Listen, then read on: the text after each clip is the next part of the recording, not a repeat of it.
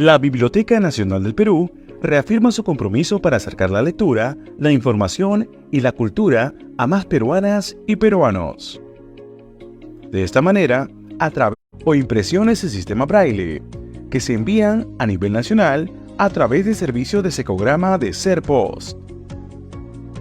Libros Viajeros BRP, servicios descentralizados de acceso a la lectura, llevan libros y actividades de mediación de lectura a localidades alejadas del país a través de un módulo que transporta las plataformas itinerantes de acción social del Ministerio de Desarrollo e Inclusión Social.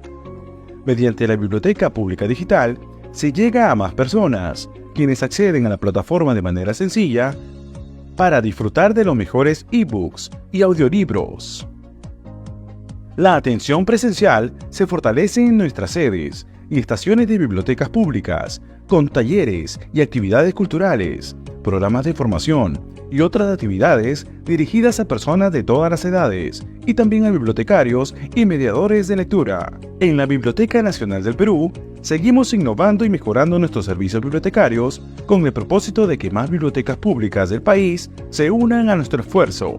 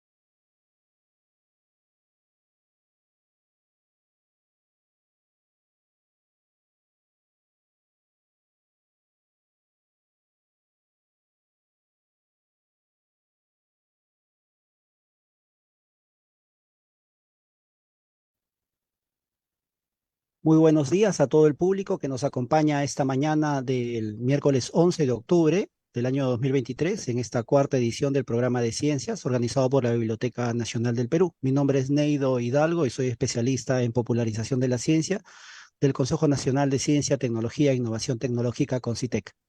La Biblioteca Nacional del Perú y el Consejo Nacional de Ciencia y Tecnología, el CONCITEC, conscientes del desarrollo científico en el Perú y el mundo, les da la bienvenida a la sesión inaugural de esta cuarta edición del programa de ciencias. Este programa tiene como objetivo conocer el desarrollo científico del país y sus aportes al desarrollo humano, con la finalidad de propiciar el análisis, la reflexión y el intercambio de ideas en torno a la ciencia. En el transcurso de las 9 sesiones, el programa propone 3 ejes temáticos, que son los siguientes: políticas para el fomento y desarrollo de las ciencias en América Latina y el Perú; ciencia para la investigación, el desarrollo y el futuro; y la divulgación científica para la ciudadanía.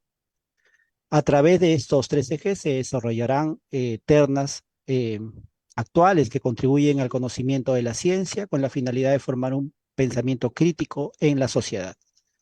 Eh, a continuación, vamos a dar la palabra inaugural al jefe institucional de la Biblioteca Nacional del Perú, el señor Boris Espesúa Salmón, a quien le damos la más cordial bienvenida. Muy buenos días, señor Espesúa Salmón. Tenga usted, por favor, el micrófono para ofrecernos sus palabras de inauguración.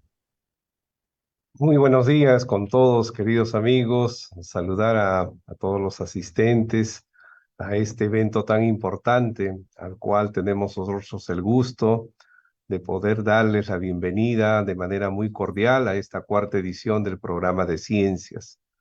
Como se sabrá, esta edición está coorganizado con CONCITEC, a quienes también agradecemos el apoyo que se nos brinda a fin de que sea una realidad esta cuarta edición que, como se ha indicado, en 9 conferencias se desarrollará en 3 semanas a través de destacados participantes, ponentes, especialistas, tanto nacionales como extranjeros. Nosotros queremos, por ejemplo, destacar dentro de ellos a los ponentes como Luis Hernando Paz Enrique, quien ha sido merecedor del Premio Latinoamericano sobre Acceso Abierto, otorgado por la UNESCO en el año 2021, al doctor Ernesto Fernández Povlkuch, director de la Oficina Regional de la UNESCO de Montevideo, Uruguay, al doctor Juan Martín Rodríguez Rodríguez, director ejecutivo de Prociencia, Concitec, al ingeniero David Prem, director de la Asociación Cultural y Científica Yupanqui, al físico y matemático y profesor Milton Rojas Gamarra, al ingeniero Francilis Gallardo Plasencia, quien ha sido merecedor del premio Colegio de Ingenieros del Perú 2022, gracias a su libro titulado Quimpumayo, primera gran obra de la ingeniería peruana, a la investigadora Julieta Fierro, quien a lo largo de su carrera ha recibido distinciones como los premios de divulgación de la ciencia de la Academia del Mundo, el premio Kalinga de la UNESCO y Cumplet Rovers y la medalla de oro del Centro Astrofísico Teórico de Trieste. Igualmente también a la psicóloga, divulgadora científica, maestra Alba Patricia Macías y al especialista en gestión de proyectos y jefe de planeación Germán Arango Tamayo. A todos ellos, muchísimas gracias por participar en este evento, por tener ese despliegue amplio, ¿no? De poder compartir sus conocimientos en un evento que el único objetivo que tiene es hablar sobre el desarrollo científico, la investigación científica.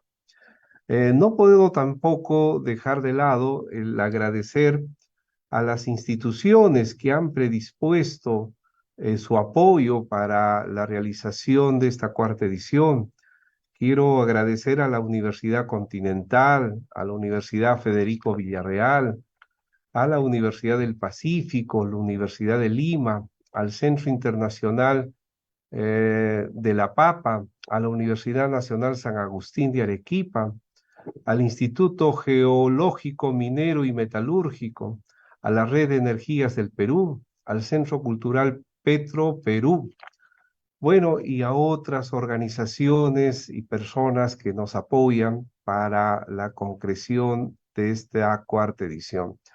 Reiterarles a cada uno de ustedes la bienvenida y quisiéramos augurar muchísimos éxitos a esta cuarta edición.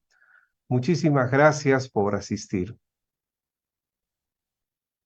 Muchas gracias por sus palabras, señor Espesúa. Es para el CONCITEC también un honor participar y colaborar en esta organización del programa de ciencias que ya por cuarto año consecutivo viene desarrollando la Biblioteca Nacional del Perú con el genuino interés de fomentar más ciencia entre los peruanos.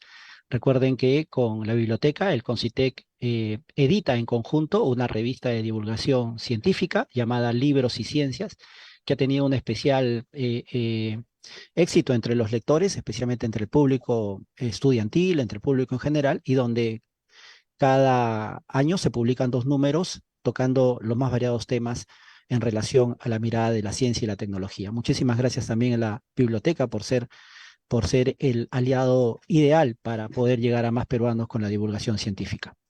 A continuación, vamos a darles algunas pequeñas recomendaciones. Recuerden que pueden hacer sus preguntas de la siguiente manera. A los que nos siguen por la plataforma Zoom, pueden alcanzar sus preguntas por la barra del chat, y a quienes nos acompañan por el Facebook a través de las diferentes, a través de de la transmisión por el Facebook institucional de la biblioteca mediante el chat de los comentarios del Facebook, ¿no? Así que nosotros vamos a estar atentos, leyendo para poder alcanzar en el momento de las preguntas a nuestro expositor sus consultas, sus opiniones. Bien, recuerden que agradeceremos mucho que sus preguntas sean precisas y breves. A continuación vamos a presentar al primer expositor, al expositor de esta mañana inaugural del programa de ciencias. Él es Luis Ernesto Paz Enrique.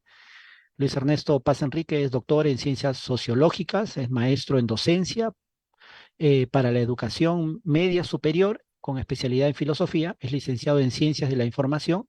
Actualmente está adscrito a la Universidad Nacional Autónoma de México.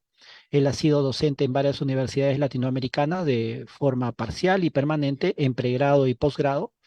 Tiene más de 120 artículos científicos publicados. Las principales temáticas de investigación que ha desarrollado son políticas editoriales, visibilidad científica, actividad editorial, socialización de la ciencia, sociología del conocimiento científico, entre otros. Por su actividad científica, él ha sido merecedor del Premio Latinoamericano sobre Acceso Abierto, otorgado por la UNESCO en el año 2021. Bueno, y a continuación vamos a darle pase a Luis Ernesto Paz Enrique, nuestro primer expositor de este programa, de este cuarto año del programa de ciencias.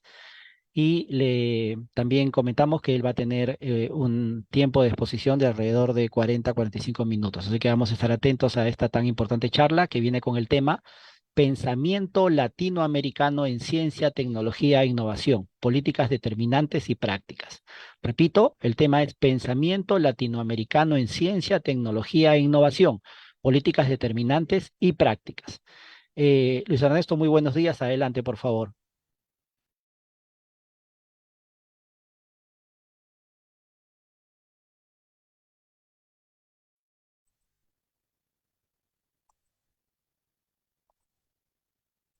Hola, ¿qué tal? Muy buenos días a todos. Se impone ante todo agradecerles a este cuarto programa de ciencias que está siendo organizado por la Biblioteca Nacional del Perú y por el Consejo Nacional de Ciencia, Tecnología e Innovación.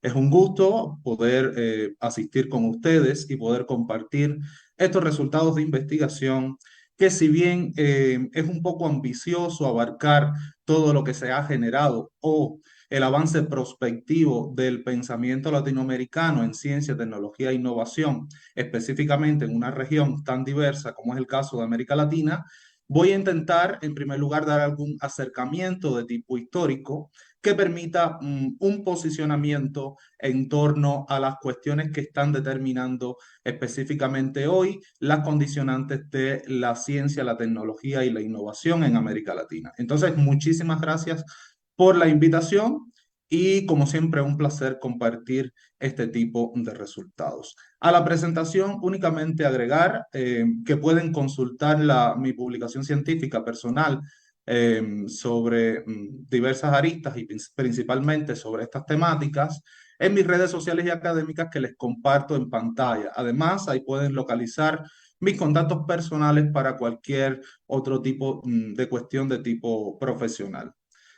También, y antes de comenzar propiamente la conferencia, promocionar estos tres textos que un poco pudiera incidir en profundizar algunos elementos que por una cuestión del tiempo no pudieran mencionarse en el día de hoy, pero que posteriormente pudieran ser consultados por parte de ustedes en torno a la socialización de la ciencia y del conocimiento científico. Es el caso de las dos ediciones del libro Actividad Editorial y Socialización de la Ciencia, que tuve el placer de coordinar. La primera edición fue en 2018 y la segunda en 2022.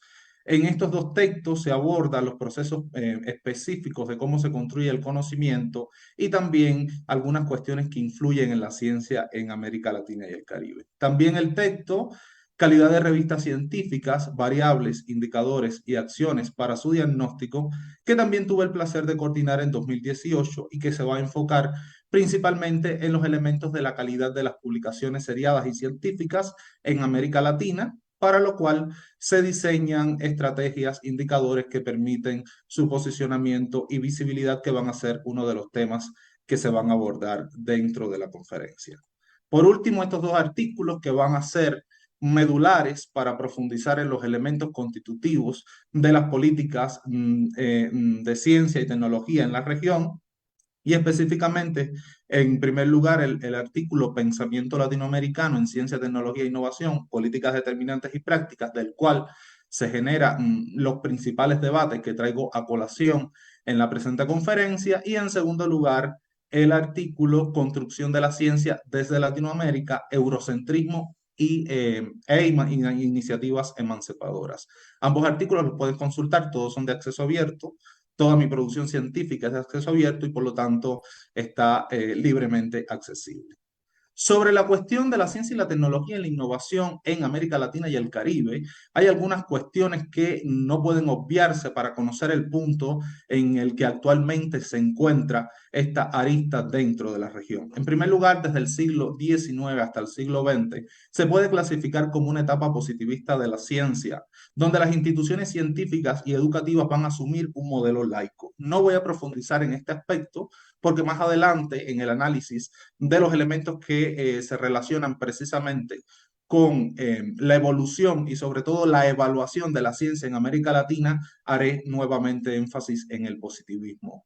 Desde 1918 a 1940 se van a institucionalizar la ciencia experimental y se van a consolidar las instituciones científicas. Esto como resultado de la etapa anterior, porque además van a surgir mayor cantidad de instituciones científicas que se van a enfocar en la experimentación o en la ciencia experimental, y por lo tanto esto también va a dar paso a, digamos, suprimir una educación eclesiástica y sobre todo una ciencia con enfoque más bien desde el ámbito religioso.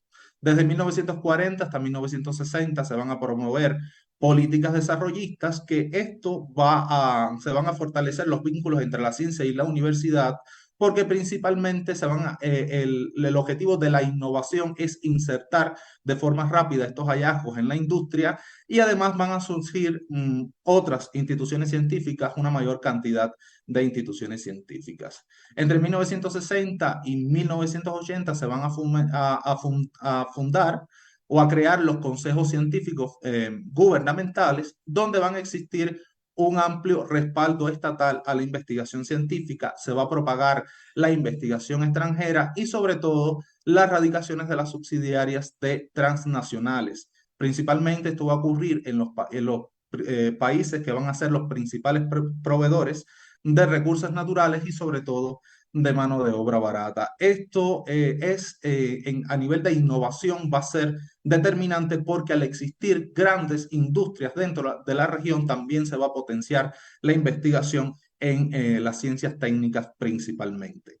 Entre 1980 y 1990 se va a evidenciar un mayor interés en el sector empresarial, en la actividad científica, en detrimento al apoyo estatal que aquí va a disminuir. Y a partir del 2000, en la región se va a retomar nuevamente el intervencionismo estatal en la economía y un nuevo impulso a la actividad científica desde el Estado. Todo ello a partir de una serie de cambios sociales y también en el ámbito científico que van a ocurrir en América Latina y que va a ser el centro de la presente conferencia, principalmente aquellas iniciativas que están orientadas a la emancipación científica desde la región y que por lo tanto van a constituir un punto para poder revertir esta situación o estas tendencias que se van a suscitar en América Latina y el Caribe.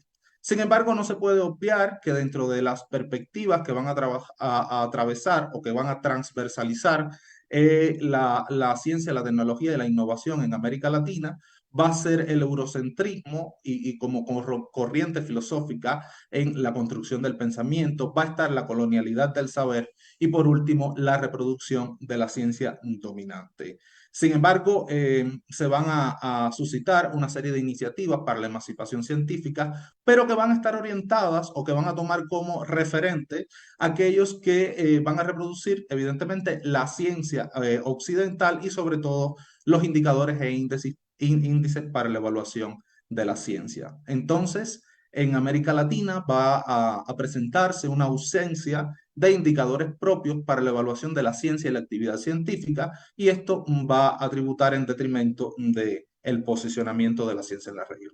Entonces, van a existir dos corrientes principales que van a estar determinando la ciencia, la tecnología y la innovación en América Latina. En primer lugar, una visión sociohistóricamente construida que va a ser conservadora y que es la que va a reproducir específicamente la ciencia dominante, y en contraposición hay una visión emergente que trata de, digamos, superar esta serie de obstáculos que un poco desvaloriza el pensamiento que se produce en la región y el conocimiento científico. Por lo tanto, a partir de este pequeño, digamos, análisis histórico de cómo se ha comportado a nivel de etapa, por niveles de etapas, la ciencia, la tecnología y la innovación en la región, se propone para la presente conferencia, en primer lugar, analizar el pensamiento latinoamericano en materia de ciencia, tecnología e innovación, que, como comentaba, es un poco apretado poder abordar esto en un tiempo cuando pudiera ser prácticamente un curso. Y en segundo lugar, a partir de ahí, de estos primeros elementos, poder identificar entonces cuáles son las tendencias, los patrones en torno a las políticas, las determinantes y las prácticas que van a ser llevadas a cabo para el desarrollo de la ciencia en América Latina. Todo ello contextualizado particularmente en las instituciones científicas que son las que van a llevar a cabo este tipo de avances tecnológicos en la región. En primer lugar, es importante analizar cómo la inversión en esta materia va a estar influyendo en el desarrollo tecnológico a nivel científico y también en la innovación. Si se observa en una comparación sobre la inversión en investigación y desarrollo que llevó a cabo América Latina e Iberoamérica en 2019, vemos cómo, aunque la región ha tenido en determinados periodos un crecimiento en la inversión, siempre va a ser menor que en comparación a Iberoamérica, y además que en los últimos años esta inversión ha decrecido. Si se compara con el resto de las regiones del mundo, vemos que ocupa el penúltimo lugar, y estas inversiones, en el caso de América Latina y el Caribe, se van a dar fundamentalmente en las llamadas ciencias duras o lo que es know, en el conflicto de las dos culturas, la ciencia blanda, las ciencias duras. Va a denominar aquellas ciencias duras las que son las técnicas, las exactas, y que por lo tanto van a tener un resultado, vamos a decir, en el corto plazo. Y en contraposición, las ciencias sociales y humanistas ocupan un segundo plano en el caso de la asignación de recursos en la investigación. Consecuentemente, los estudios sociales van a ser relegados o integrados a temáticas donde se aborden de forma general, transversalmente, como temáticas priorizadas en determinados países. Si se analiza, por ejemplo, el financiamiento en investigación y desarrollo por países de la región en 2020, vemos que las principales posiciones las van a ocupar y es algo también histórico, Brasil, México, Argentina y Colombia. Estos países son los que más inversión van a dedicar para la innovación y el desarrollo. Fundamentalmente Brasil, que va a aportar más del 1% de su Producto Interno Bruto para esta actividad. Como consecuencia, no es casuístico que las primeras instituciones que en 2022 ocuparon el QS World University Ranking fueron precisamente instituciones que están ubicadas en estas naciones que mayor inversión le aportan a la innovación y el desarrollo.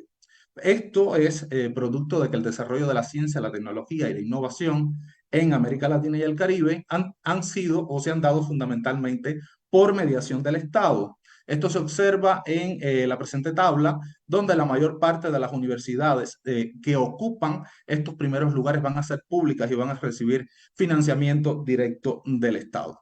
La inversión en ciencia e innovación en los países de la región va a ser directamente proporcional al lugar o el puesto que ocupan estas instituciones en determinados rankings. Por ejemplo, en 2022 se observan cómo precisamente coinciden con los países que mayor inversión le aportan a la investigación y al desarrollo.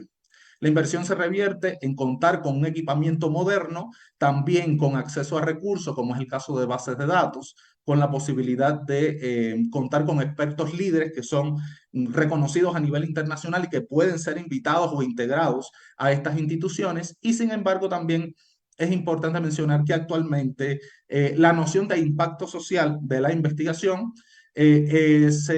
un poco se ha distorsionado y se menciona específicamente la aplicabilidad de la investigación y la transformación, relegando asimismo esa misión que tiene la investigación científica, que va a ser transformar su realidad inmediata o resolver problemas que están contextualizados en determinadas regiones, haciendo que estas instituciones van a trabajar más por estar posicionadas en estos índices en detrimento de mejorar o aportar a sus localidades. Sin embargo, si vemos cómo se comportó el índice o el ranking en 2023, vemos como el caso de la Universidad Nacional Autónoma de México va a ocupar, en este caso, el primer lugar ya en 2023 y además va a estar en el selecto grupo de las 100 mejores universidades del mundo. Por lo tanto, esta institución a la que actualmente pertenezco va a ser la más competitiva en términos de ranking a nivel regional y dentro de la política institucional, una forma para visualizar cómo es que la inversión se realiza y por lo tanto aporta resultados en este tipo de posicionamiento, se puede observar cómo se ofrecen incentivos para el estímulo a la graduación oportuna, o sea, que si las personas se gradúen y se titulen en el tiempo, se les da un estímulo. Existe una apertura a la internacionalización, existe la posibilidad de apoyo económico para hacer estancias de diversa duración, también para asistir a congresos, para trabajos de campo y además va a cubrir los costos de APC de las revistas donde los investigadores deseen publicar. Los APC son cargos para el procesamiento de artículos, algo que voy a profundizar más adelante porque van a ser una de las tendencias que está asumiendo América Latina y el Caribe y por lo tanto merece una atención diferenciada. Sin embargo, comparando a la antigua institución de educación superior a la que pertenecí, en este caso la Universidad Central Marta Abreu de las Villas, que además va a ser una de las únicas dos universidades en Cuba que van a ser, vamos a decir, evaluadas de excelencia. Vemos cómo se está celebrando el posicionamiento de Cuba, que va a ser la universidad mejor posicionada en este World University Ranking, con la posición 5139. Entonces, en esta universidad la investigación se va a realizar prácticamente por iniciativa personal. La participación en congresos en el exterior va a ser financiado fundamentalmente por la institución organizadora, además de que solo se va a poder publicar en revistas de acceso abierto Diamante. El equipamiento va a ser escaso, va a ser obsoleto y por lo tanto también el acceso a fuentes de información importantes o de primera, de corriente principal, va a ser prácticamente nulo por la ausencia de pago por suscripción o para el acceso en estas bases de datos. Sin embargo, y comparando este tipo de cuestiones, surge la interrogante. dónde y cómo van a originarse estos indicadores de ciencia y actividad científica que ha determinado una fiebre desmedida de posicionamiento y en el que América Latina se va a incorporar de forma tardía y que además va a asumir estos indicadores como su principal meta o aspecto a seguir y que por lo tanto ha ido en detrimento de la calidad de la investigación y sobre todo en el impacto en la región que puede tener la investigación científica, la ciencia, la tecnología, la innovación. El análisis de estos indicadores de actividad y producción científica va a poder visualizar y comprender qué es lo que está sucediendo en la región en este sentido y dónde surgen los indicadores y de forma rápida voy a hacer un análisis un poco histórico de los indicadores de ciencia y actividad, evaluación de la ciencia, etcétera, va a ser precisamente con el surgimiento de las revistas científicas, específicamente en las dos primeras, la Journal de Secaban en Francia y Philosophical Transactions de la Royal Society en Inglaterra, ambas en 1665. Estas revistas fueron precedidas por un tipo de comunicación conocidas como hojas o boletines informativos, donde se socializaban los principales hallazgos de la investigación y se compartían a los pares profesionales, a otros investigadores que analizaban este tipo de investigaciones. Se le compartía de forma directa estos avances científicos. Y el tipo de información era sobre todo periodística, la forma de redacción. Esto se suma con los orígenes del positivismo como corriente filosófica planteada por Augusto Comte. Augusto Comte, padre de la sociología, que va a tratar de aplicar la experimentación, los métodos experimentales, los métodos de las ciencias técnicas, de las matemáticas a todas las áreas del conocimiento y como resultado crea la sociología, las ciencias sociológicas, que en un primer momento, precisamente por esta matematización o por este enfoque de la experimentación, la va a denominar como física social. Entonces el positivismo va a tener como principal misión analizar la ciencia desde la observación empírica y desde el método de la observación. Va a tener como objetivo la separación entre la ciencia y la religión, sobre todo la ciencia que se genera desde el punto de vista de las universidades con una amplia corriente católica principalmente, y esto va a constituir una base, va a enfatizar en la rigurosidad metodológica, en la observación empírica y en la obtención del conocimiento. Entonces, a esto se le suma lo que precisamente mencionaba la matematización de las ciencias y va a surgir lo que se conoce como el primer estudio bibliométrico realizado por dos zoólogos, en este caso Francis Joseph Cole y Neil Illes en 1917, en el artículo The History of Comparative Anatomy. En este artículo se va a realizar un análisis estadístico entre los años 1550 y 1860 sobre algunas publicaciones sobre anatomía según la distribución por países y según la división del reino animal. Aunque en 1917 se considera que este fue el primer estudio bibliométrico, no es hasta 1934 que Paulo Tlet en su tratado de documentación menciona y define el término bibliometría. Este lo va a ubicar únicamente para el análisis de libros. Con la segunda revolución de la información, que coincide con, o sea, es consecuencia de la Segunda Guerra Mundial, también hay un desarrollo científico-tecnológico aparejado al conflicto bélico que va a ser una competencia desmedida por dominar la ciencia o los hallazgos de la ciencia y la tecnología. En este sentido, las revistas científicas se van a afianzar porque al tener procesos editoriales rápidos, se van a socializar con mayor velocidad los hallazgos de la investigación y por lo tanto de ahí, de esta generación de conocimiento tan amplia, va a surgir una disciplina que se va a encargar posteriormente de los procesos de medición de las ciencias y sobre todo de la actividad científica, que va a ser la ciencia de la información en singular, porque va a ser una disciplina de las ciencias de la información que van a abarcar además la bibliotecología y la archivística, y en los últimos años también la museología. Entonces, y haciendo también un recuento muy rápido, porque esto también pudiera constituir otra conferencia, también va a tener como referente la bibliometría las 5 leyes bibliométricas, que son las que van a determinar y van a constituir los antecedentes principales para la conformación de un método y un procedimiento que permita la evaluación. En este caso, la primera, la ley de Locke en 1926, la ley de dispersión de la literatura científica en 1934 de Bradford y que devino posteriormente en el modelo matemático de Bradford, cuya representación se observa en pantalla. También la ley de Zipf en 1940 y que va a determinar el recuento de palabras en una determinada fuente para poder analizar su contenido. Esto luego se utilizó en los procesos de indización automática.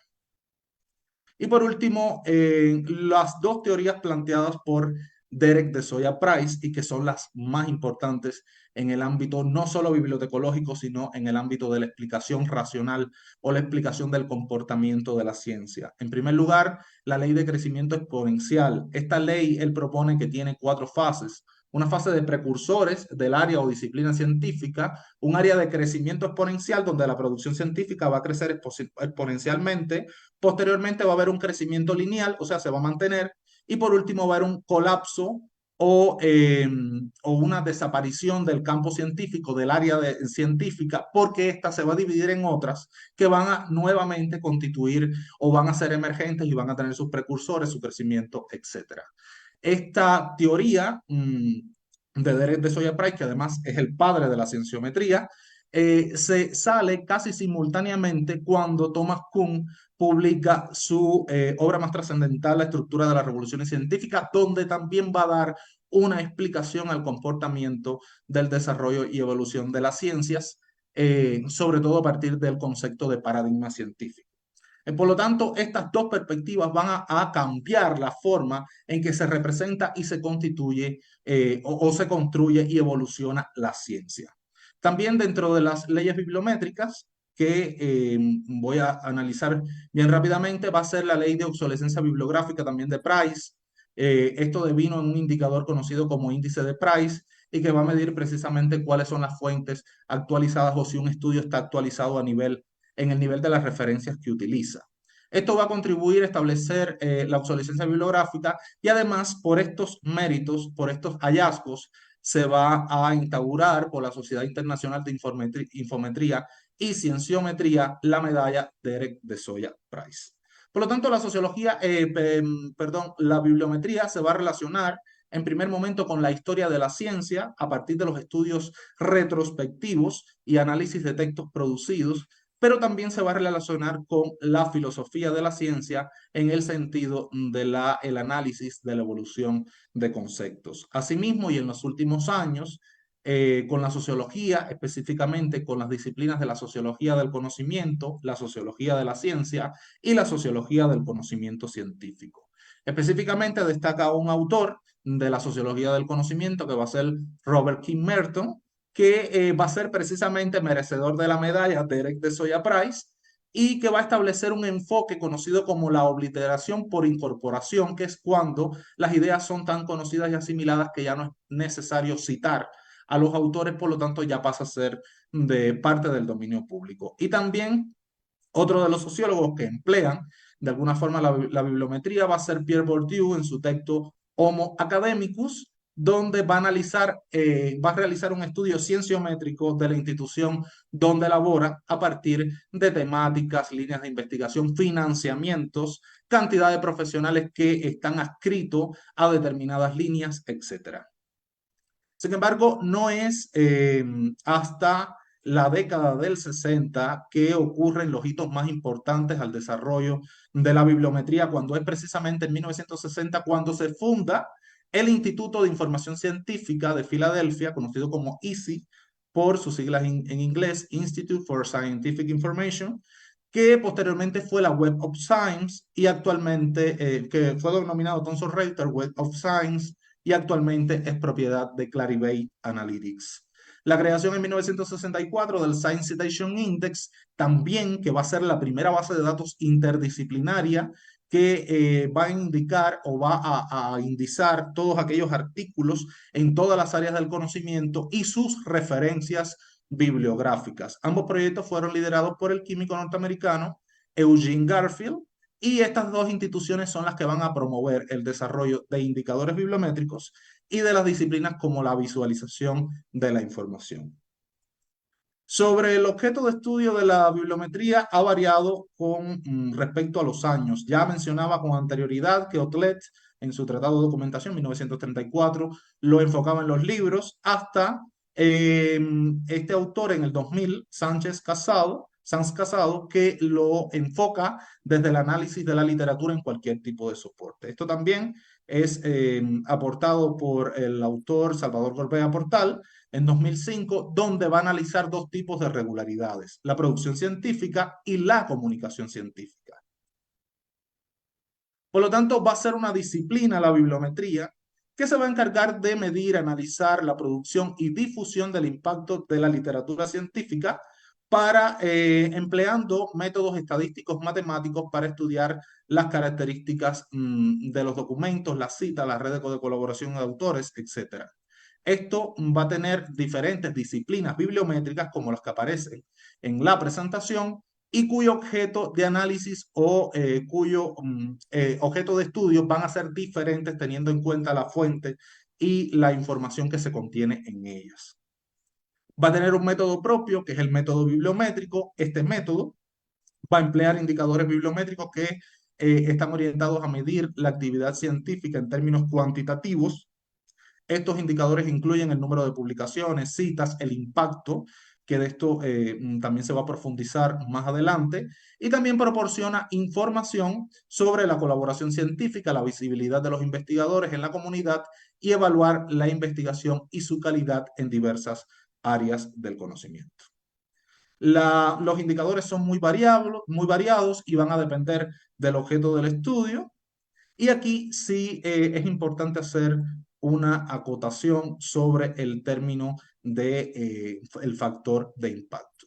El factor de impacto va a ser el primer indicador que se va a reconocer por las dos fuentes creadas por el ISI, el Institute for Scientific Information, que va a ser el Journal Citation Report, el reporte de citaciones de la revista, y el Book Citation Index, el índice de citas en libros. En ambos casos, el impacto se va a homologar por la cantidad de citas recibidas. Quiere decir que un estudio tiene mayor impacto, a mayor cantidad de citas recibidas, mayor impacto va a tener un estudio. Sin embargo, acá se impone el análisis si verdaderamente las citas van a determinar calidad o si el impacto es necesariamente calidad.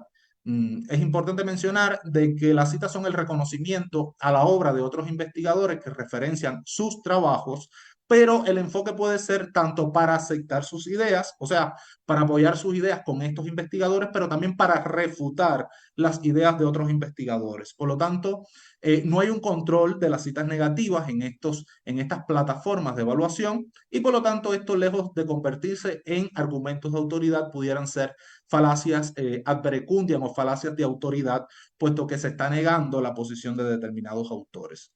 Por lo tanto, el impacto no puede ser la influencia de una publicación sobre otras, ya sean del área del conocimiento o que se manifiesta a través de la cantidad de citas recibidas, sino también que tiene que estar enfocado desde el punto de vista de la calidad, o sea, la novedad, la claridad, la originalidad de la contribución y también el contenido de esta contribución.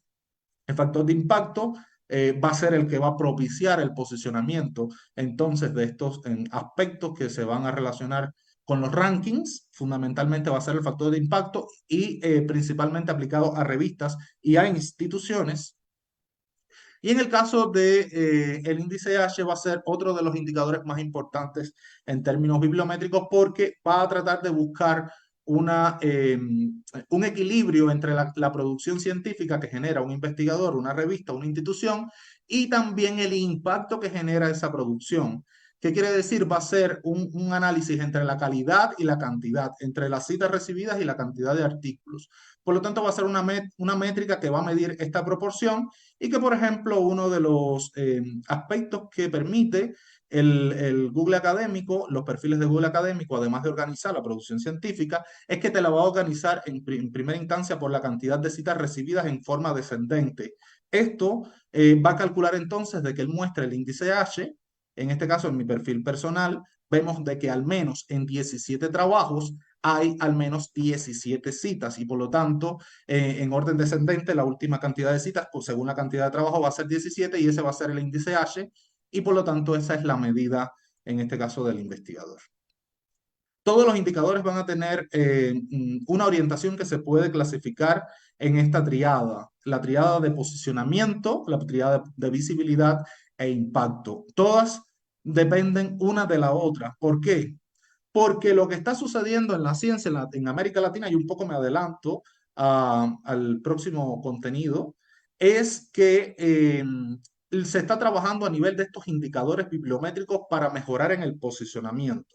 Pero tener un mejor posicionamiento va a aumentar la visibilidad, porque vas a estar en los primeros lugares, por lo tanto va a ser visible. Y esto pudiera representar potencialmente impacto, porque al ser visible, las personas van a citar o van a hacer mención de sus trabajos o de la actividad científica y por lo tanto esto va a contribuir además a continuar mejorando el posicionamiento. También existen otras perspectivas que son utilizadas, como es el caso de los estudios de vigilancia, para analizar políticas científicas y que van a ser estudios bibliométricos temáticos. Y también la vigilancia tecnológica, como es el caso de la patentometría, que es una especialidad métrica y que se va a orientar a las tendencias tecnológicas, a los competidores y a las oportunidades del mercado. Un ejemplo de ello pudiera constituir a este tipo de estudios de carácter bibliométrico y que tuvieron un énfasis en los estudios de vigilancia y se realizó precisamente para una revista científica que es una institución también, una revista que se denomina Centro Azúcar y que está ubicada en la Universidad Central Marta Abreu de las Villas en Cuba, donde en este caso realicé 2 estudios de vigilancia a partir de las temáticas principales que analiza esta publicación. En primer lugar, la temática caña de azúcar y su relación con química aplicada en bases de datos. Y en segundo lugar, la productividad científica que ha tenido la temática caña de azúcar en la Web of Science. Esto favoreció de que mejorara o que actualizara su política editorial a nivel de temáticas, a nivel de referentes, y por lo tanto esta revista también mejoró su posicionamiento a partir de estos indicadores bibliométricos y bases de datos que tienen estos índices específicos de evaluación de la actividad. Entonces, a partir de ahí, ¿cómo se va a insertar América Latina y el Caribe en esta dinámica, en esta competencia desenfrenada de evaluación de las publicaciones y sobre todo de posicionar la ciencia, la tecnología y la innovación en comparación a nivel mundial? En primer lugar, decir que desde el punto de vista del eurocentrismo es necesario mencionar algunas estadísticas para poner en contexto cuál es la posición actual que tiene la región y hacia dónde se está dirigiendo. En primer lugar, las políticas de ciencia, tecnología que se van a diseñar y se van a implementar en la región y que además va a diseñar la propia región, va a tener como resultado un crecimiento exponencial de las publicaciones en Web of Science desde 1975. Sin embargo, apenas va a representar esta producción científica el 5% del total mundial. En segundo lugar, el 98.5% de las citaciones en Europa y en Estados Unidos son prácticamente de origen latinoamericano. Norteamericano. ¿Qué quiere decir esto? De que a nivel de que en este sentido los países que están ubicados en estas áreas van a citar sus propios trabajos y los países, en el caso de los países latinoamericanos, apenas van a recibir citas. Sin embargo, en las propias políticas científicas y en muchas políticas de las publicaciones o de las revistas científicas se observan cómo se pide a los autores que por favor citen artículos en corriente principal, que todas van a ser precisamente estas que van a estar ubicadas ahí y que no son en su mayoría de origen latinoamericano. Otras cifras que pueden aportar a este análisis es que en 2017 se van a destinar 25.7 mil millones de dólares para las publicaciones en inglés y 10 mil millones para las revistas científicas arbitradas. El idioma inglés va a ser hegemónico, va a ser determinante y también va a ser un aspecto esencial dentro de las políticas científicas, sobre todo en las universidades que le piden a los autores que publiquen en idioma inglés. En 2018 se editaban 33.100.000 revistas con 33 millones de artículos por año en inglés. el 70% de procedencia de los Estados Unidos y Europa. Y en este caso tampoco, o en este sentido, no es solo analizar el idioma español, que es el más hablado en América Latina y el Caribe, sino si el idioma español apenas representa, o si la producción latinoamericana apenas representa el 5% del total de las publicaciones, ¿qué por ciento representaría idiomas autóctonos originarios de la región, como pudiera ser en el caso de México el náhuatl? ¿Qué cantidad de producción científica pudiera tener o qué visibilidad el náhuatl en estas bases de datos? No tendría ninguna porque son idiomas que no se van a favorecer precisamente porque desde la región no hay políticas que aboguen por mantener la producción científica generada en estos saberes y en estos idiomas. Por lo tanto, si analizamos la posición de América Latina y el Caribe en el SCIMAGO and Journal Rank de Scopus, vemos cómo ocupa la tercera posición de abajo hacia arriba, prácticamente la última posición. Y esto va a determinar también de que en Scopus, que es una base de datos más abierta o que tiene mayor posibilidad de idiomas, también en América Latina la ciencia un enfoque eurocentrista que favorece la colonialidad del saber. Esto ha sido impuesto y aceptado por las instituciones que evalúan la ciencia y la actividad científica, puesto que, aunque existan estos indicadores, es precisamente la región la que ha aceptado a partir de sus políticas de desarrollo científico y en sus instituciones en particular, crear políticas que favorezcan y que perpetúen este tipo de índices y que en última instancia desvaloriza los saberes generados en la región. Lo anterior se sustenta en la dinámica de autoconservación de la ciencia dominante y globalizada. Las formas en que se constituye y socializa la región, la ciencia en la región, van a ser medidas por los indicadores impuestos en los países del primer mundo, que va a desvalorizar y poner en desventaja la investigación en la región. Va a existir una escasa presencia de la producción científica en América Latina y el Caribe en las bases de datos de corriente principal, que es todo lo que se ha mencionado en este punto.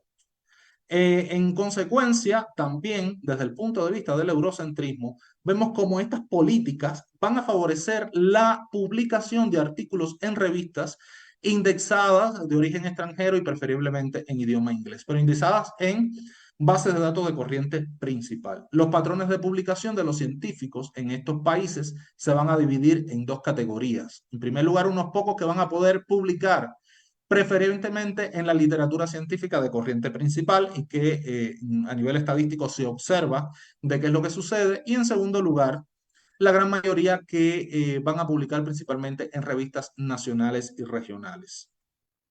También se va a dar otro fenómeno relacionado con la movilidad y la migración de los investigadores en la región, como es el caso de la inmigración científica por motivos extracientíficos, donde los investigadores van a buscar mejores oportunidades de trabajo o mejorar su calidad de vida. También va a estar un tipo de migración o de movilidad de larga duración o permanentes que van a obedecer a las decisiones, estrategias relegadas por los propios investigadores. Y en tercer lugar, las mediaciones de duración determinadas destinadas a un propósito específico, como la realización de doctorados y postdoctorados, y que además las instituciones en la región van a favorecer este tipo de formación. Los países con mayor recepción de investigadores latinoamericanos van a ser precisamente las antiguas metrópolis, donde estas van a ofrecer mayor posibilidad de movilidad a estos investigadores. En este sentido también, y un poco para contrarrestar este tipo de índices, han surgido una serie de iniciativas que van a estar orientadas a mejorar la presencia de la producción científica, de la actividad científica, de la tecnología, la innovación y a la socialización de estos hallazgos en algunas bases de datos internacionales. Todo ello en contraposición a la escasa presencia que tiene América Latina en las bases de datos que se observan en pantalla y que por lo tanto van a favorecer de que desde el punto de vista de iniciativas estatales, de iniciativas de las universidades latinoamericanas, se favorezcan algunas alternativas a los que los investigadores de la región pudieran utilizar. El desarrollo de la ciencia, la tecnología y la innovación en América Latina y el Caribe se va a dar fundamentalmente por mediación del Estado. Por lo tanto, estas iniciativas van a ser principales en el desarrollo de la región. Además, los investigadores que se ubican en América Latina y el Caribe, por lo general, comparten su tiempo con la docencia y esto le va a restar también mayor recurso a nivel de tiempo para poder dedicarse únicamente a la actividad científica. En consecuencia, la primera iniciativa creada fue en 1957 con la Facultad Latinoamericana de Ciencias Sociales, específicamente, y posteriormente se crea a partir de esta iniciativa LatinRev, que va a ser un directorio de revistas académicas en ciencias sociales y humanidades. Esto como parte de Flaxo Argentina. En 1967 se va a crear el Consejo Latinoamericano de Ciencias Sociales y dos iniciativas que actualmente están determinando el movimiento de la ciencia en la región, como es el caso del Foro Latinoamericano de Evaluación Científica de CLACSO, y este foro va a tener relaciones específicamente con el Consejo Nacional de Investigaciones Científicas y Técnicas, CONICET, en Argentina, y además con el Consejo Nacional de Humanidades, Ciencias y Tecnologías de México, CONACYT. También dentro de las iniciativas de FOLEC va a estar abogar por la especialización de un profesional o de una carrera académica denominada actividad editorial académica y un poco que va a profesionalizar también estas cuestiones de evaluación de la ciencia. También el grupo Claxo, desde el grupo Claxo se ha creado un grupo de trabajo conocido como la ciencia abierta, como bien común, y este va a abogar precisamente de que el acceso abierto va a ser la principal política que va a favorecer a la región en términos de desarrollo investigativo. También la Universidad Nacional Autónoma de México creó otras iniciativas de relevancia. En 1975, clases, citas latinoamericanas en ciencias sociales y en humanidades. En 1978, periódica, que va a ser el índice de revistas latinoamericanas en ciencias. Y en 1995, el conocido Sistema Regional de Información en Línea para Revistas Científicas de América Latina y el Caribe, España y Portugal, LatinTech. En el caso de Colombia, destaca en 2002 Publintech para la homologación de revistas, que estaba adscrito también a Colciencias, que lamentablemente es una iniciativa que ya no está funcionando. Desde la Universidad Autónoma del Estado de México surge en 2003 Redalí, la base de datos Redalí, que además es una de las más reconocidas en la región. Y desde Costa Rica surge en 2012 la referencia, que va a ser una red de repositorios de acceso abierto a la ciencia, que además van a tener metadatos compartidos y van a poder compartir información entre unos y otros. Sin embargo, dentro de las iniciativas más importantes creadas en América Latina para la emancipación de la ciencia, fue en 1997 la creación de la base de datos ESCielo. Esta base de datos va a lograr un reconocimiento directo de la Web of Science al crear en 2014 un índice específico para ella, que es el caso del ESCielo Citation Index, y que por lo tanto va a reconocer el valor y la calidad de la investigación en la región. Mi criterio personal es que los que debemos reconocer el valor de la investigación que se genera en la región somos los propios investigadores que radicamos en la región y no esperar que una entidad externa así lo haga. Sí, desde el punto de vista de la ciencia occidental, ha sido la principal iniciativa que ha logrado este tipo de acciones. Sin embargo, cuando analizamos, por ejemplo, la producción científica o la cantidad de publicaciones en ESCielo por países hasta 2022, vemos como España y Portugal tienen una gran presencia. Esto además se va a reflejar específicamente en las revistas mejor posicionadas en ESCielo y que se encuentran en el Journal Citation Report. Vemos como en este caso las tres principales revistas son de origen europeo. Por lo tanto, también aquí, y al favorecerse este tipo de indicadores, un poco que va a ir en detrimento de la visibilidad de la investigación en la región. Otras de las perspectivas, y casi concluyendo la conferencia, es la constitución o el acceso abierto en la región. allá 20 años de la declaración de la Iniciativa de Acceso Abierto en Budapest en 2002, vemos de que aunque en América Latina es mayoritario, el movimiento de acceso abierto es mayoritario, en los últimos años han crecido las revistas que aplican tarifas para el procesamiento de artículos o en sus siglas en inglés APC, conocida como Article Processing Charge. Estas tarifas van a estar orientadas sobre todo a las revistas que van a estar mejor posicionadas y por lo tanto se encuentran en corriente principal. América Latina, que prácticamente tenía un gran movimiento de acceso abierto, ha ido cambiando a sus dinámicas editoriales para aceptar e implementar el APC y por lo tanto se va a cambiar el pago por suscripción, que era lo que existía anteriormente, se suscribían para recibir la revista y poder consultarla, y por lo tanto se va a cambiar este pago por suscripción por un pago por publicación o un pago híbrido. También es importante considerar en la región la presencia de pocos proyectos. No existen muchos proyectos que integren a varias naciones en cuanto a la investigación científica, la tecnología y la innovación. Y por lo tanto, esto va a ser una determinante de que no exista un desarrollo, digamos, mancomunado en algunas áreas temáticas o puntos específicos dentro de la región. Los investigadores en América Latina, al estar ubicados en las universidades, van a compartir su labor con la docencia. Esto le va a reportar menos tiempo para la actividad científica. Entonces va a ser doblemente difícil de que una persona que no está a tiempo completo en la actividad científica pueda generar investigaciones que pudieran a nivel de los indicadores bibliométricos incorporarse a estas dinámicas de producción y reproducción de la ciencia.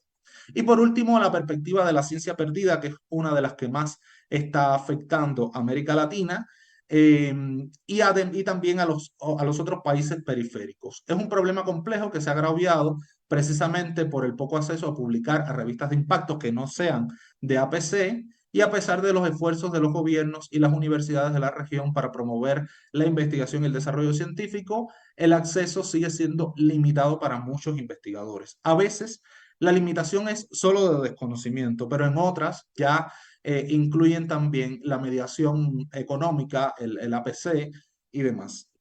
Lo anterior es resultado de varios factores, entre los que se incluyen la falta de financiamiento para la investigación, también del acceso a tecnología de punta y de escasas redes de colaboración, que es otra de las formas para poder socializar los hallazgos en términos de ciencia, tecnología e innovación. Esto favorece de que los investigadores terminen publicando sus investigaciones en libros, monografías o revistas locales, y por lo tanto este tipo de publicaciones que no están prácticamente posicionadas va a dar lugar a un tipo de ciencia perdida o un tipo de ciencia que es prácticamente invisible porque como no está posicionada, entonces no va a ser consultada y en consecuencia no va a obtener citas y como no va a obtener citas, no va a poder estar en estas dinámicas de la ciencia. Entonces, estos son algunos puntos a los que se está dirigiendo la ciencia en América Latina y el Caribe. Y con esto quiero agradecer, ya culminando la conferencia nuevamente, al programa de ciencias en su cuarta edición que está siendo organizado por la Biblioteca Nacional del Perú y también por el Consejo Nacional de Ciencia, Tecnología e Innovación. Quedo atento a cualquier interrogante que pueda suscitarse y reitero que estos son puntos de debate y que pueden generar muchas otras conferencias en este sentido. Muchísimas gracias y quedo atento a sus comentarios. Muchísimas gracias, Luis Ernesto. Ha sido la primera charla de este programa de ciencia con el tema Pensamiento Latinoamericano en Ciencia, Tecnología e Innovación, Políticas Determinantes y Prácticas. Y a través de estos minutos que nos ha ofrecido de manera muy interesante, muy didáctica, nuestro invitado Luis Ernesto Paz Enrique, hemos podido conocer el análisis sobre el pensamiento latinoamericano en materia de CTI que él ha expuesto, así como también la identificación de las tendencias y patrones en torno a las políticas de CTI, ¿no?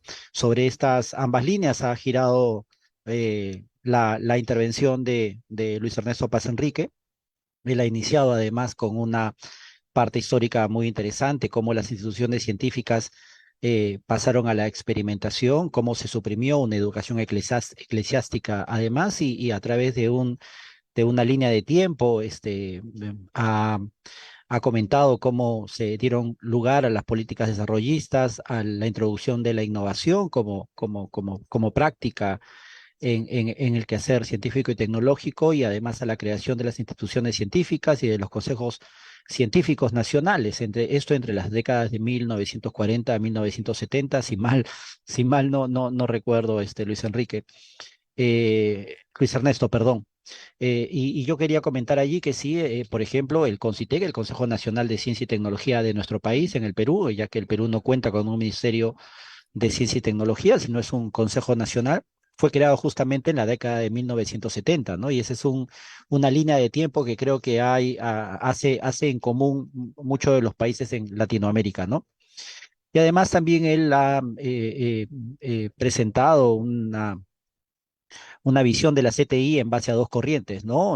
Una de ellas, la visión conservadora sociohistóricamente construida, que es más o menos también a la que han abordado muchos países latinoamericanos, por ejemplo el Perú, ¿no? Que tiene una concepción histórica de lo que es CTI, ¿no? Y sobre ese borde o abordaje, perdón, occidental es el que se ha ido desarrollando el desarrollo de la CTI en nuestro país, ¿no? Bueno, nos ha presentado una serie de datos, tanto cualitativos como cuantitativos, ¿no? Eso es muy importante porque a través de las cifras hemos podido conocer la situación de Latinoamérica en este contexto, ¿no? Eh, Además, también nos ha hablado acerca de la bibliometría y algo importante con lo cual concluyó esta etapa de su disertación acerca de la bibliometría es que eh, el, el, el resultado en el que Price determina que la literatura científica siempre pierde vigencia muy rápido, eso es cierto, ¿no? A veces solemos nosotros, este, eh, solemos consultar una revista que lamentablemente ya ha sido superada, ya ha sido rebasada por otra investigación, ¿no? Y eso es justamente, tal vez no es un problema, es una realidad y que es una realidad que hace que la ciencia justamente vaya avanzando a pasos agigantados, ¿no? Y eso ya en esta línea de la bibliometría, de Soya Price lo había determinado o lo había identificado de manera muy clara, ¿no? Bueno, sobre eso también nos ha contextualizado en esta realidad tan significativa que es Latinoamérica en torno a las publicaciones, ¿no? Solo el 5% del total mundial pertenecen a publicaciones desde Latinoamérica, mientras que el 98,5% de las citaciones en Europa son de origen norteamericano, ¿no? Y ya por supuesto que todo esto trabaja en la base del uso del idioma inglés, ¿no? Hace poco tuvimos una incidental conversación con el representante de la Embajada de España y él también mencionaba el tema de cómo hacer que se pueda eh, consolidar un poco más, estimular, fomentar un poco más el uso del idioma español en publicaciones de ciencia y tecnología, ¿no? En investigaciones de ciencia y tecnología. Pero imagínense que mientras nosotros pensamos a nivel del idioma español, ¿cuánto tenemos por hacer con idiomas, como él mismo lo ha mencionado, regionales, locales, ¿no? Luis Ernesto habló del nahual, nosotros podemos hablar del quechua, del aymara, ¿no? Como lenguas nativas de nuestro país, ¿no? Si podemos hacer al menos divulgación científica, no investigación, sino divulgación, ya estaremos haciendo bastante por visibilizar estas lenguas en su uso hacia la ciencia y la tecnología, ¿no? Entonces, allí podemos abordar muchísimas miradas, Luis Ernesto, público que nos está siguiendo, ¿no? Yo también quisiera mencionar aquí que el CONCITEC, por ejemplo, el Consejo Nacional de Ciencia y Tecnología de nuestro país, del Perú, viene trabajando una plataforma llamada Perú CRIS para trabajar el acceso abierto de las publicaciones, ¿no? Porque como lo hemos identificado a través de la exposición de Luis Ernesto, es una práctica muy necesaria, muy importante en el desarrollo de la promoción de la CTI. ¿Sí? Entonces ahora vamos a invitar a una ronda, una estación de preguntas. Yo voy a pasar con uno de nuestro público. Por favor, vamos hemos anotado aquí una pregunta, es de José Luis Vara, aliado. Él dice, ¿en qué medida, obviamente está dirigida a Luis Ernesto, ¿en qué medida el acceso abierto ha permitido difundir, mejorar la investigación y publicación de investigaciones científicas? Yo le añadiría en el contexto de Latinoamérica, ¿no? Y tal vez si tú puedes ya generalizarlo más allá. Pero empecemos por Latinoamérica. Adelante, Luis Ernesto. Sí, ante todo agradecer a todas las preguntas y comentarios que he podido estar revisando también acá en el chat del Zoom y bueno, a todos los participantes por el interés en la conferencia. Bueno, el acceso abierto como un movimiento ha sido determinante sobre todo para las naciones que, digamos, cuentan con menos recursos o menos inversiones en términos de ciencia, tecnología e innovación, pero sobre todo para la publicación científica. El acceso abierto es una iniciativa que se crea precisamente para dar oportunidades a los investigadores que no tienen amplios recursos y que puedan aportar sus investigaciones o publicar sus investigaciones. Es necesario decir de que todo el acceso abierto no es igual. Hay acceso abierto diamante, hay acceso abierto dorado, acceso abierto verde y cada uno tiene determinadas especificaciones, sobre todo porque algunos de estos accesos abiertos sí tienen APC, o sea, sí cobran algunas tarifas para el procesamiento de artículos y aunque muchas veces son únicamente para que la revista se mantenga en términos económicos, vamos a decirlo así. Entonces, el acceso abierto en América Latina es de gran importancia, sobre todo para poder consultar, publicar las investigaciones científicas. Además, ¿cómo ha mejorado la investigación? Bueno, yo creo que dentro de los aspectos que plantea el acceso abierto en la mejora de las publicaciones científicas va a estar un tipo de revisión de contribuciones que va a romper con la revisión de pares tradicional y que va a ser la revisión de pares abierta. La revisión de pares abierta significa de que el autor va a subir su trabajo a la revista, este se va a publicar en una primera versión. Los revisores van a analizar el trabajo, pero van a subir la revisión también como parte del artículo y posteriormente se va a subir una versión final con las correcciones. Esto va a permitir, número uno, que se conozca, en primer lugar va a tener un reconocimiento directo para los revisores, que prácticamente su labor es invisible, pero también para los autores, porque se van a poder identificar otros pares profesionales que trabajan estas temáticas. Entonces, en términos de calidad de la investigación, yo creo que la revisión de pares abiertos va a ser muy importante desde la perspectiva del acceso abierto y sobre todo para las revistas en América Latina. En este sentido, la nación que más a la avanzada está con esta perspectiva es Brasil, que muchas de las revistas ya están publicando los reportes de revisión de pares y además las diferentes versiones del artículo según el proceso editorial. Entonces yo esperaría con esto haber contestado su pregunta, si no quedaría atento a otra. Muy bien, sí, vamos a continuar con las preguntas de Luis Ernesto. Aquí tenemos la pregunta de Luis Acuña. Gracias, Luis Acuña, por alcanzarnos tu consulta. Él nos dice, el indicador H es un impacto para el investigador. ¿El periodo de vida del valor H es temporal o permanente? Es permanente y es acumulativo. El índice H como indicador bibliométrico lo que hace es contrastar qué cantidad de publicaciones tuvo un investigador y cuáles son las citas que va recibiendo. Para ello, va a ubicar el artículo de forma descendente según la cantidad de citas. Y donde haya igual cantidad de artículos, igual cantidad de citas, ahí va a localizar el índice H. Pero como el investigador durante su desarrollo profesional continúa la investigación científica y además continúa siendo citado, esto va a ser acumulativo a lo largo de toda su trayectoria. Lo que lo hace permanente, como tú has indicado. Exactamente, sí. Muy bien, tenemos una pregunta de María del Carmen Ulloa. Ella dice, el aporte a nuevos inventos americanos, ¿qué porcentaje de aporte a la humanidad?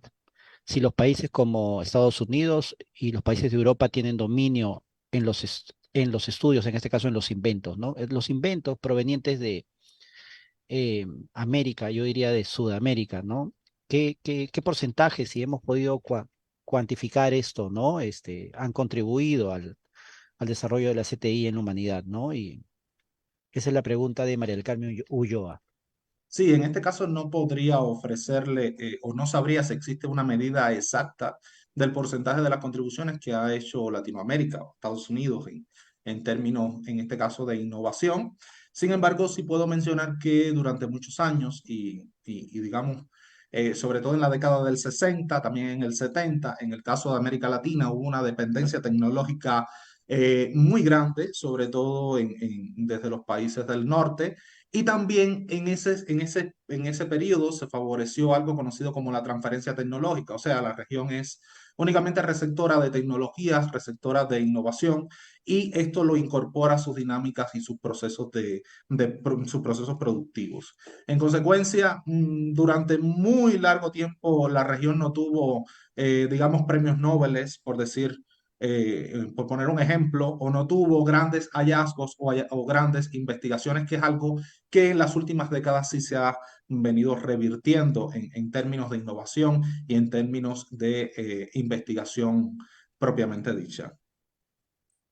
Bueno, el Indecopi, que es el instituto peruano que eh, ve el tema de las patentes, por ejemplo, a menudo informa acerca de la cantidad de patentes, los inventos que se desarrollan en nuestro país.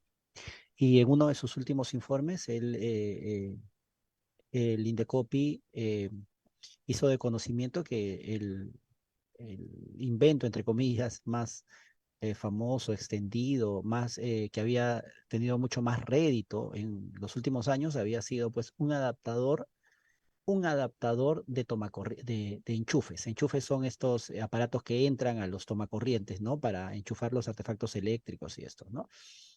Y en realidad, pues, no es un invento, sino es simplemente una adaptación, una innovación, ¿no? Y esta innovación venía de la mano de un contexto, eh, un contexto nacional que es el boom inmobiliario, ¿no? El boom inmobiliario se había dado de tal forma que habían crecido muchísimo y estos nuevos departamentos, casas, construcciones que se llevaban a cabo tenían que venir bajo la nueva norma eléctrica.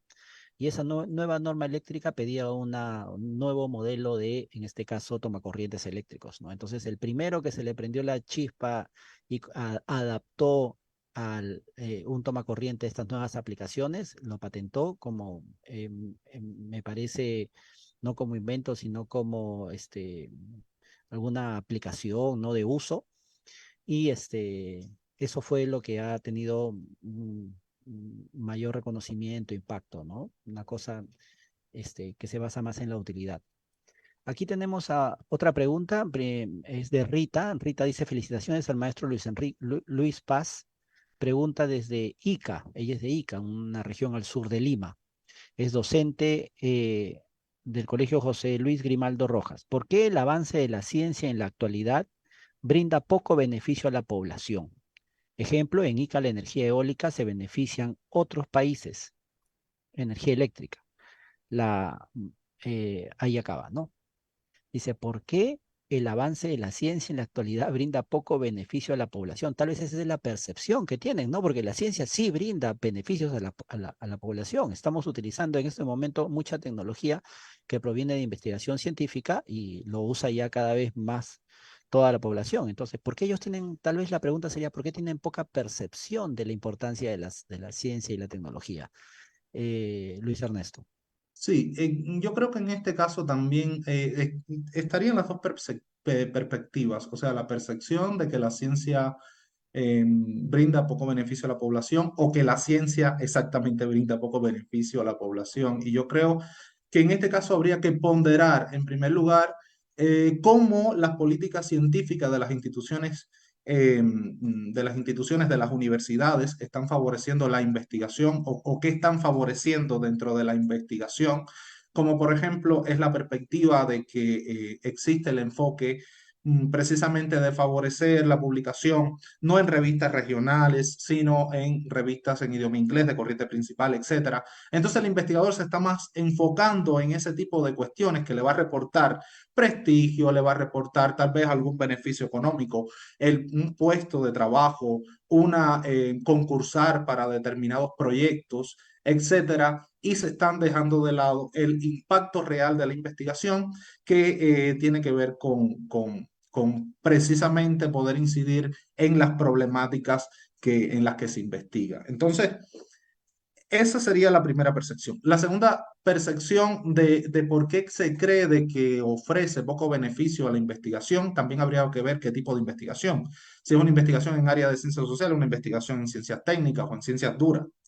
En el primer caso, el impacto, digamos, real que va a tener la investigación va a ser mucho más lento y va a tener indicadores más subjetivos para la evaluación que en el caso de las segundas. La segunda va a tener una aplicación práctica, una aplicación directa en un contexto investigativo particular y esto se va a observar prácticamente de inmediato o en el mediano plazo. Sin embargo, en las investigaciones en ciencias sociales y humanísticas, prácticamente las formas de medir son demasiado subjetivas y también va a tomar mucho más tiempo poder visualizar el impacto que va a tener en la región. Entonces, ahí estarían las dos perspectivas. En primer lugar, las políticas científicas que van a privilegiar este tipo de índices para mejorar en el posicionamiento, pero también el tipo de investigación que se está aplicando, el objetivo, y también cómo es que se está evaluando el impacto o cómo se está pensando el impacto de la investigación, el impacto real que genera en los contextos investigativos particulares.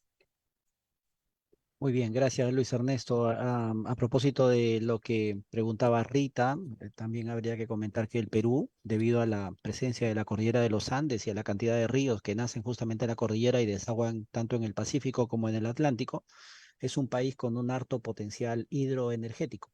Somos un país hidroeléctrico por excelencia. Y últimamente, con el descubrimiento de reservas de gas, entre ellas, por ejemplo, Camisea, el Perú también se ha tornado a ser un país termoeléctrico, ¿no? Es decir, que genera su electricidad con el uso del gas como combustible, ¿no? Entonces, estamos en el avance de otras tecnologías, como las llamadas energías limpias, como por ejemplo la energía eólica que ella comenta, ¿no? Entonces, tendríamos que enfocarnos en fomentar más generación eólica, fomentar más generación de perdón, de recursos limpios para generar la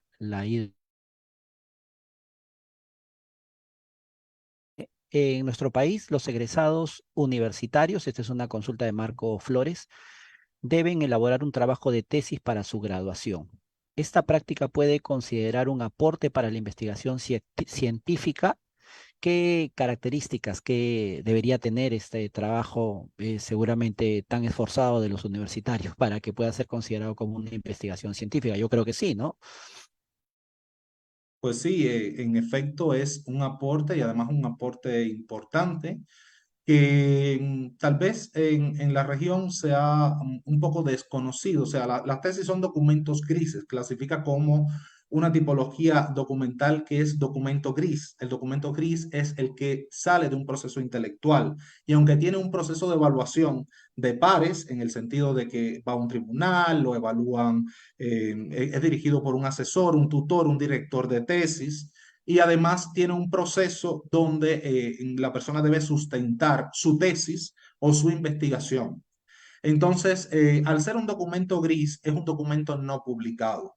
Por lo general, lo que sucede es que estas investigaciones, como no están publicados, eh, pasan por el mismo proceso que la ciencia perdida e invisible, o sea, prácticamente quedan engavetados, quedan guardadas las tesis y no se aplica el hallazgo resultado que pudo obtenerse. Por lo tanto, en palabras de Pablo Guadarrama, me gustaría mencionar que la investigación o la tesis culmina cuando el aspirante o el profesional ha logrado publicar sus resultados de investigación para que por lo tanto pueda ser visible y consultado.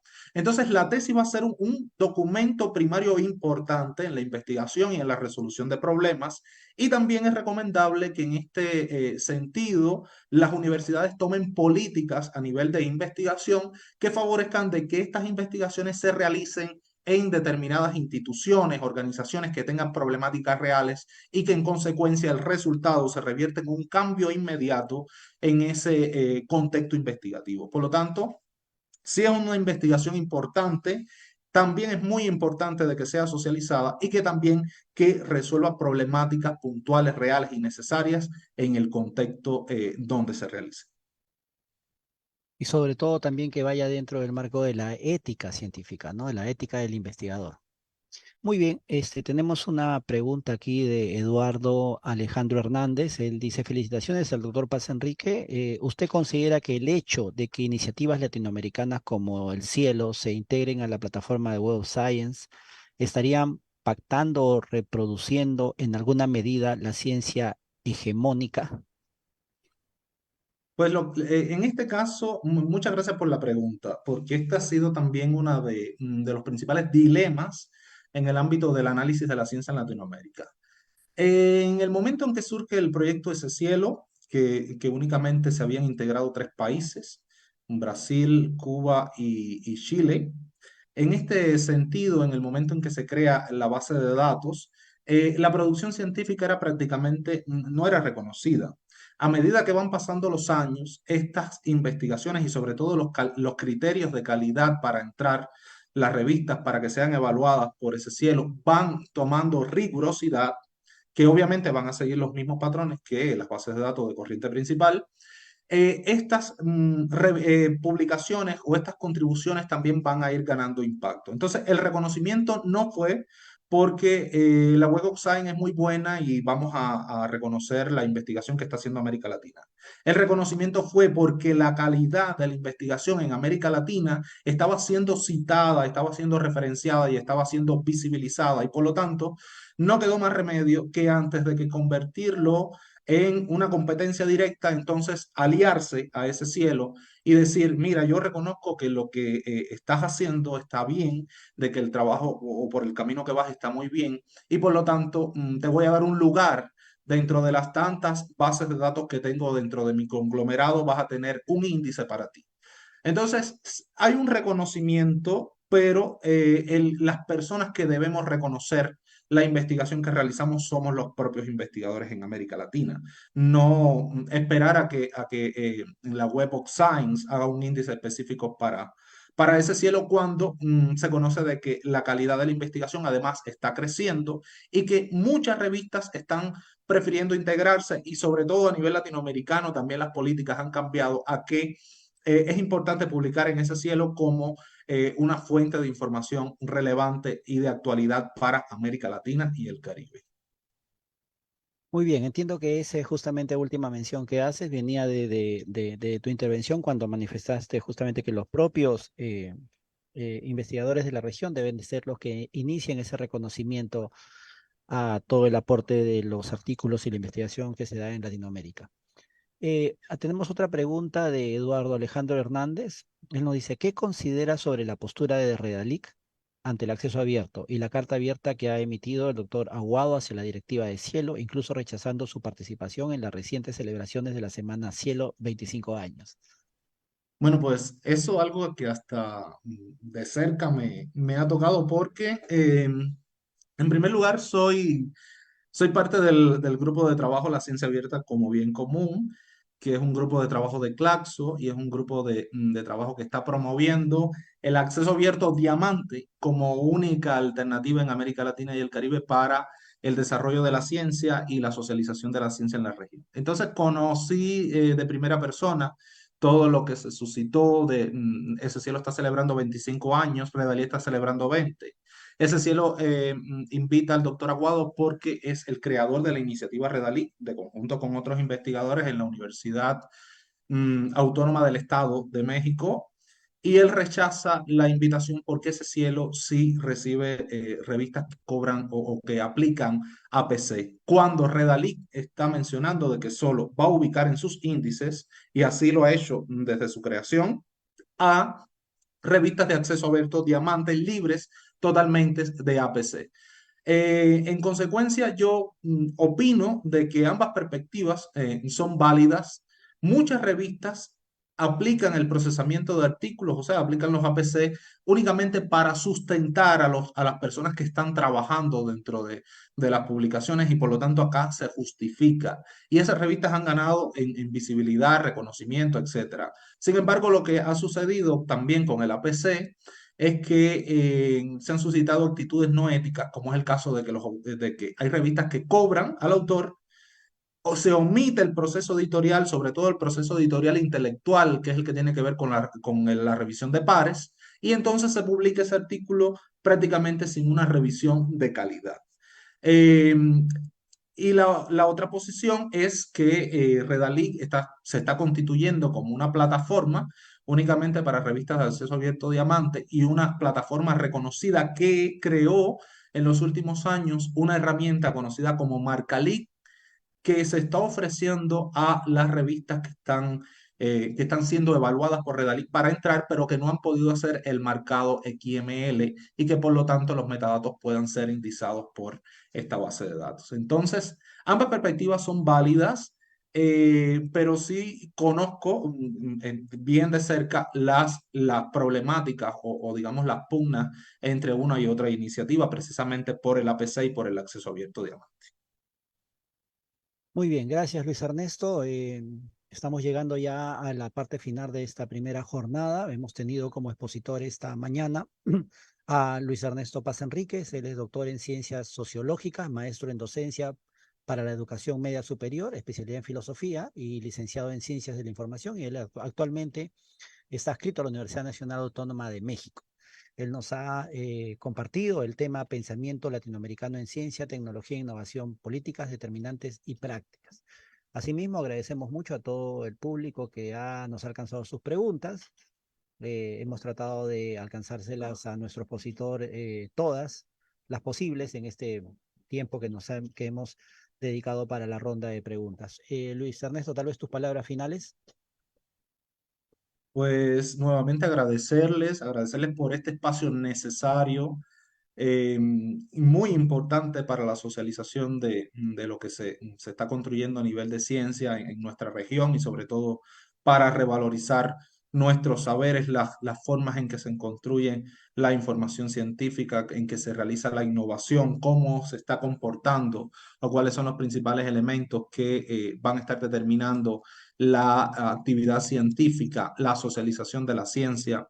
Entonces, nuevamente agradecer por la invitación a el cuarto programa de ciencias que está organizado por la Biblioteca Nacional del Perú y el Consejo Nacional de Ciencia, Tecnología e Innovación.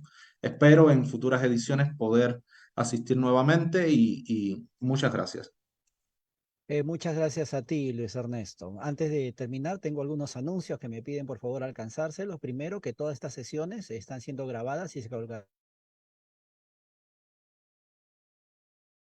Nacional del Perú, tanto en el Facebook como el YouTube y en los podcasts. Asimismo, al público asistente les agradecemos su participación el día de hoy. Recuerden que hay un enlace para su registro. Hay un certificado para los que acrediten una cantidad de asistencias a estos nueve seminarios, 9 días que vamos a tener charlas. La siguiente charla será este viernes 13 de octubre y nos acompañará el doctor Ernesto Fernández Polkuch, quien presentará la conferencia La ciencia en América Latina, nuevas oportunidades y nuevos desafíos. La Biblioteca Nacional del Perú y el CONCITEC agradece el trabajo y la predisposición de todas las organizaciones, instituciones públicas y privadas que colaboran en la difusión y transmisión simultánea de este programa educativo académico virtual en sus redes sociales. Queremos agradecer en ese sentido, de manera especial, a la Universidad Continental, a la Universidad Nacional Federico Villarreal, a la Universidad del Pacífico, a la Universidad de Lima, al Centro Internacional de la Papa, la Universidad Nacional de San Agustín en Arequipa, al Instituto Geológico Minero y Metalúrgico, a la empresa Red Energía del Perú, al Centro Cultural Petro Perú, entre otros. Finalmente, los invitamos a las actividades de nuestra agenda cultural que se realizarán la próxima semana. Este lunes 16 a las 7 de la noche tendremos una función especial de nuestro Cineforum BNP, con la proyección y conversatorio sobre la popular comedia El destino no tiene favoritos. No la he visto, así que me encantaría verla. Y el jueves 19 a las 7 p.m. tendremos el conversatorio 10 historias caletas de la música juvenil peruana. Ambas actividades se efectuarán en la Biblioteca Nacional del Perú, Avenida de la Poesía, 160 San Borja, y el ingreso es totalmente libre, gratuito. Gracias por su participación. Siendo ya el mediodía, tengo que despedirme. Buenas tardes, hasta el próximo viernes. Gracias a todos.